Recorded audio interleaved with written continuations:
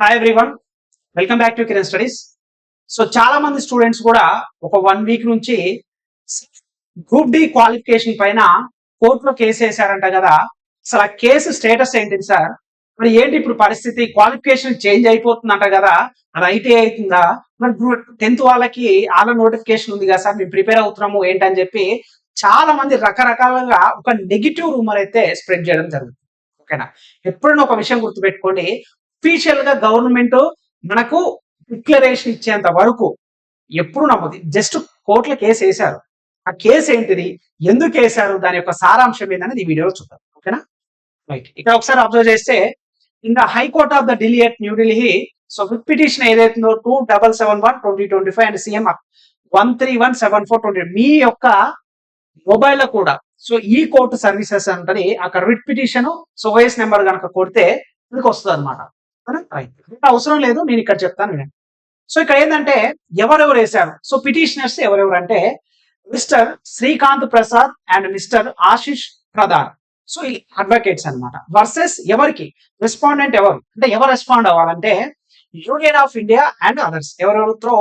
Mister RB Sinha, mister Amit Sinha and miss Shreya Sharma advocates అన్నమాట. ఓకేనా, so మరి ఏంటి సార్ వీళ్ళు అసలు ఏం వేసిర్రు, ఇక్కడ ఏంటి ప్రాబ్లం అంటే, సో మనకి కంప్లీట్ గా ఇది వచ్చేసి ఇష్యూ వచ్చేసి attention to the circular dated 2nd January 2025 issued by the railway board which we deem it appropriate to reproduce in extension. Okay, ఇవన్నీ చెప్తాను నేను.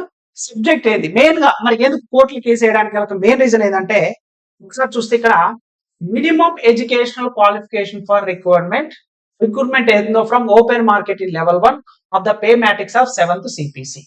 ఈ యొక్క క్వాలిఫికేషన్ గురించి ఇప్పుడు ఇష్యూ ఉందన్నమాట. మరి ఏంటి సార్ ఆ ఇష్యూ అంటే, సో బోర్డు లెటర్స్ ఏవైతున్నాయో ఫస్ట్ ఇచ్చిన మనకి ఎప్పుడు 2017 27వ తారీఖు 7వ నెల ఇచ్చిన బోర్డు లెటర్ అయితేని, అదేవిధంగా దాని తర్వాత మనకి 2017 11th 12th నాడు ఇచ్చిన డేట్ ఏంటిది అంటే, ఇక్కడంతా ఏమి ఇచ్చారంటే, ఇక్కడ ఆల్రెడీ ఇంత ముందు మీకు చెప్పాను, క్వాలిఫికేషన్ వచ్చేసి అప్కమింగ్ నోటిఫికేషన్స్ ఏది ఉన్నా సరే, ఇక్కడ అప్కమింగ్ నోటిఫికేషన్స్ అనేది ఏది ఉన్నా సరే వాటికి ఖచ్చితంగా ఏది 2019 అయిపోయిన తర్వాత ఐటీఐ అనేది టెక్నికల్ పోస్టులకి ఐటీఐ అనేది ఖచ్చితంగా ఉండబోతుంది, ఖచ్చితంగా ఉంటుంది అని చెప్పేసి మనకి ఇవ్వడం అయితే జరిగింది అనమాట.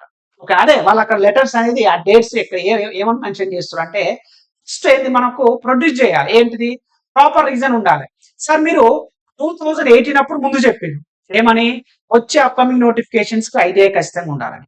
అలా అని చెప్పి మేము చాలా మంది కూడా ఐటీఐ చేశాం సార్, కానీ ఇప్పుడు సడన్ గా మీరు 10th క్వాలిఫికేషన్ పెడితే ఎట్లా? అది మొత్తం సారాంశం నేను చదివి ఇంగ్లీష్ లో ఉంది కాబట్టి మీకు అర్థం అవ్వడానికి చెప్తున్నాను. వాళ్ళు అక్కడ ఏమేమి ప్రొడ్యూస్ చేస్తున్నారు, ప్రాపర్ డేట్, వాళ్ళు అక్కడ మెన్షన్ చేసిన నోటీస్ ఏదైతుందో అవన్నీ కూడా ఇస్తున్నారు. 2018 ముందు కూడా ఐటీఐ ఉండాలని చెప్పారు, మన తర్వాత క్యాన్సిల్ చేశారు. 2019 అప్పుడు కూడా మళ్ళీ చెప్పి మళ్ళీ క్యాన్సిల్ చేశారు. ఇప్పుడు ఈ నోటిఫికేషన్ కూడా 2024లో వచ్చిన నోటిఫికేషన్ కూడా ముందు వరకు ఒక 2 months 3 months ముందు వరకు కూడా ఐటీఐ తోటే టెక్నికల్ పోస్టులు ఫిల్ చేస్తున్నాం అని చెప్పేసి, మీరు సడన్ గా 10th కూడా క్వాలిఫికేషన్ ఇస్తే ఎలా అని చెప్పి వాళ్ళు చెప్తున్నారు అనమాట. అదే ఉన్నది అనమాట. ఓకేనా, so please refer to the board letter ఏవైతే ఉన్నదో regarding minimum education qualification for recruitment in level 1 of the pay matrix. The issue has been reviewed and in suppression of the earlier instructions as under reference. It has been decided by the board that the minimum educational qualification for all future open market idi for all future open market recruitments in level 1 post, including the coming CEN level 1 recruitment, will be 10th pass or ITI or equivalent or national apprenticeship certificate granted by NCVT. Okay, so we have pointed out to, so ఇదంతా ఏం జరిగింది ఏందని అక్కడ clear చెప్తాను. And the issue మీకు final గా చూపిస్తాను. So on behalf of that issue notice to showcase as to why rule received to be notice is accepted on behalf of respondent by counter affidavit గురించి ఇచ్చిన positive will be filled on or before 22nd March 2025 with an advance copy to legal counsel అని ఇచ్చారు. So final judgement అనేది మనకు given the importance of the matter to renotify for hearing and disposal. ఇప్పుడు వచ్చేసి మనకి 28th March అంటే ఇక next upcoming వచ్చే మనకు 28వ తారీఖు March 25 కల్లా చెప్తా ఉంటుంది. Both sides are also at liberty to place on record short notes of their respective submissions not exceeding 2 pages. So both side ఎవరైతే ఉన్నారో సో రెస్పాండెంట్స్ కానీ పిటిషనర్స్ కానీ వాళ్ళ సైడ్ ఉన్నది so not exceeding 3 pages each after exchanging copies with each other at least 48 hours in advance of the next day of hearing. Email a copy thereof the court master. ఓకేనా? So ఇది అంటే ఇక్కడ overall conclusion ఏంటంటే మీకు అర్థమయ్యే విధంగా qualification ITI ఇచ్చారు కదా, మీరు చాలా సార్లు కూడా ఇచ్చారు కదా. ఓకే, మరి ఇప్పుడు ఎందుకు సడన్ గా 10th ఎందుకు పెట్టారని ఐటీఐ ఎవరైతే పిటిషనర్స్ ఉన్నారో వాళ్ళు చెప్తారో దానికి కౌంటర్ ఫైల్ అనేది గవర్నమెంట్ యూనియన్ గవర్నమెంట్ అడగడం జరిగింది. 22nd జరుగుతుంది. 28th నాడు ఏంటనేది మనకి క్లారిటీగా తెలుసు. అప్పుడు కూడా ఏం జరుగుతుంది మరి ఇప్పుడు పాసిబిలిటీస్ ఏంటంటే మీరు స్టూడెంట్స్ ఎందుకు దీని ఈ కోర్టు కేసు మీద ఎందుకు అంతలా మీరు ఆలోచిస్తున్నారు?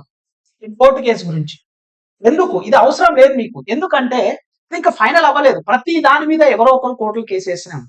ఇక్కడ ఐటీఐ వాళ్ళు వేశారు క్వాలిఫికేషన్ మీద. ఇక్కడ 10th వాళ్ళ పరిస్థితి ఏందని అయితే చాలా మంది ఏందో నాకు చాలా ఎవరో చెప్పిరంట ఓన్లీ ఐటీఐ మాత్రమే ఉండాలి, 10th ఉండదు. స్టే కోర్టు కూడా ఆర్డర్స్ పాస్ చేసిందంట అని చెప్పి ఎక్కడ పాస్ చేసిందని ఎక్కడ చేయలేదు. ఇది ఎవ్వరు చెప్పినా నమ్మకండి. ఇంకా it is not yet finalised.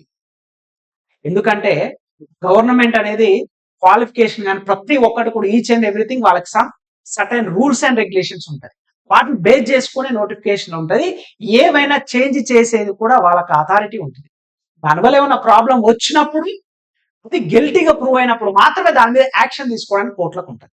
Okay, still ఇప్పటి వరకు కూడా మీకు ఇచ్చిన నోటిఫికేషన్ ఎటువంటి చేంజెస్ లేదు. మీరు 10th క్వాలిఫికేషన్ లేదు ఐటీఐ ఉన్న వాళ్ళు ఐటీఐ ఓన్లీ మాత్రం ఉంటుంది 10th ఉన్నదని మీరు ఇలాంటి అపోహాలు పెట్టుకోవద్దు. ఫస్ట్ ప్రిపరేషన్ మీద ఫోకస్ చేయండి. ప్రిపరేషన్ మాత్రమే మీకు ఉండేది. అయితే మీరు ఎందుకు అసలు ఈ వీడియో అవసరం లేదు చెప్పడం. చాలా మంది స్టూడెంట్స్ సార్ నేను చదవలేకపోతున్నాను 10th లేదంటగా చాలా మంది మెసేజ్ చేస్తున్నారు యాప్లో, కిరణ్ స్టడీస్ యాప్లో. మీరు ఒకటే ఒకవేళ 10th ఉంటుందా మీకు అలా నోటిఫికేషన్ వచ్చి మీరు అప్లై చేసుకోవడం అయిపోయింది కదా, ఉన్నా కదా.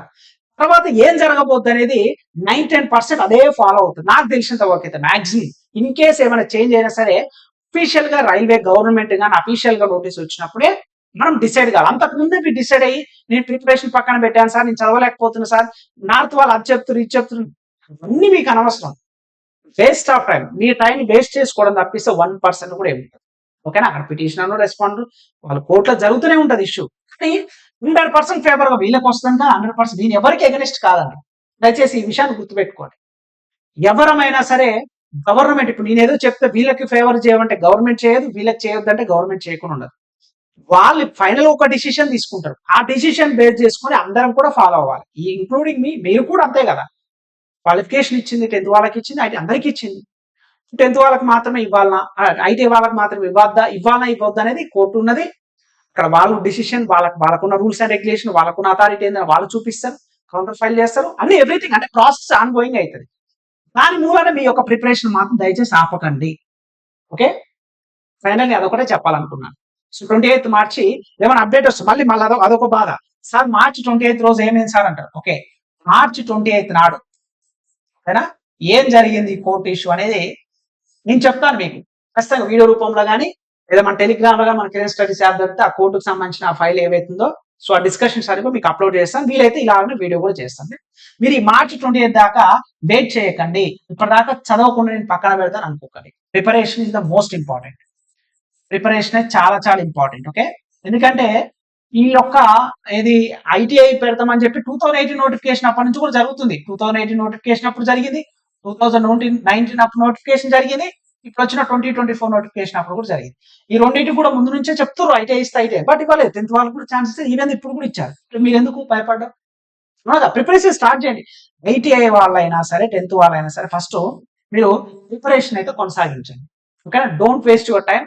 అనవసరం విషయాల గురించి ఎక్కువ ఆలోచించకండి. ఓకే, మీరు ఎవరైతే ప్రిపేర్ అవ్వాలనుకుంటారో మీరు ప్లే స్టోర్కి వెళ్ళి మన కిరణ్ స్టడీస్ అనే యాప్ కనుక మీరు డౌన్లోడ్ చేసినట్లయితే మీరు ప్లే స్టోర్కి వెళ్ళి కంప్లీట్ డీటెయిల్స్ ఎవ్రీథింగ్ కూడా మీకు గ్రూప్ కి సంబంధించి complete courses Telugu medium English medium bilingual ఉంటుంది. తెలుగు మీడియం ఉంటుంది, ఇంగ్లీష్ మీడియం ఉంటుంది, బైలింగ్వల్ ఉంటుంది.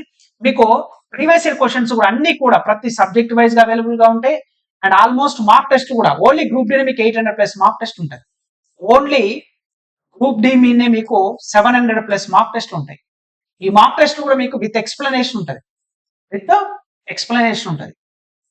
ఆ ఎక్స్ప్లెనేషన్ కూడా ఏంటిది మనకి మీకు తెలుగులో ఉంటుంది, ఇంగ్లీష్లో మీడియం రెండిట్లో ఉంటుంది అనమాట.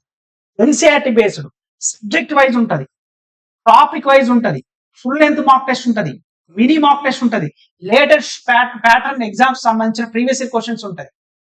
ప్రీవియస్ ఇయర్ క్వశ్చన్స్ అన్ని ఎవ్రీథింగ్ కూడా మన కిరణ్ స్టడీస్ యాప్ లో అవైలబుల్ ఉంటుంది. ఈ టార్గెట్ కనుక రైల్వే జాబ్ అనుకుంటే అన్ని competitive exams NTPC, group D, railway everything కూడా మన కిరణ్ స్టడీస్ యాప్ లో మీకు అవైలబుల్ గా అవుతుంది. ఓకేనా? సో ఇలాంటి వదంతాలకి, అపోహాలకి మీకు గురి కావద్దు, మీ ప్రిపరేషన్ డివేట్ అవ్వకండి. ఏదైనా అప్డేట్ ఉంటే అఫీషియల్ గా వచ్చినప్పుడు ఖచ్చితంగా డిలే అయినా, కొంచెం అటు ఇటు లేట్ అయినా సరే మన కిరణ్ స్టడీస్ యాప్ ద్వారా మీకు అందిస్తాను. టెన్షన్ పడాల్సిన అవసరం లేదు. అందరు ప్రిపరేషన్ ని కంటిన్యూ చేయండి. ఓకేనా? సో ఎవరైనా సరే క్లాసెస్ కానీ, ఎన్సీఆర్టీ సైన్స్ క్లాసెస్ కానీ, ప్రతి ఒక్కటి ఏది కావాలన్నా సరే మీరు ప్లే స్టోర్కి వెళ్ళి కిరణ్ స్టడీస్ అనే యాప్ డౌన్లోడ్ చేసుకొని వీడియో డిస్క్రిప్షన్ లింక్ ఉంటుంది, మీకు కావాల్సిన కోర్సులో జాయిన్ అవ్వండి, మీ ప్రిపరేషన్ కొనసాగించండి. ఇంకా మన ఛానల్ సబ్స్క్రైబ్ చేయకపోతే ప్లీజ్ డూ సబ్స్క్రైబ్ ఫ్రెండ్స్.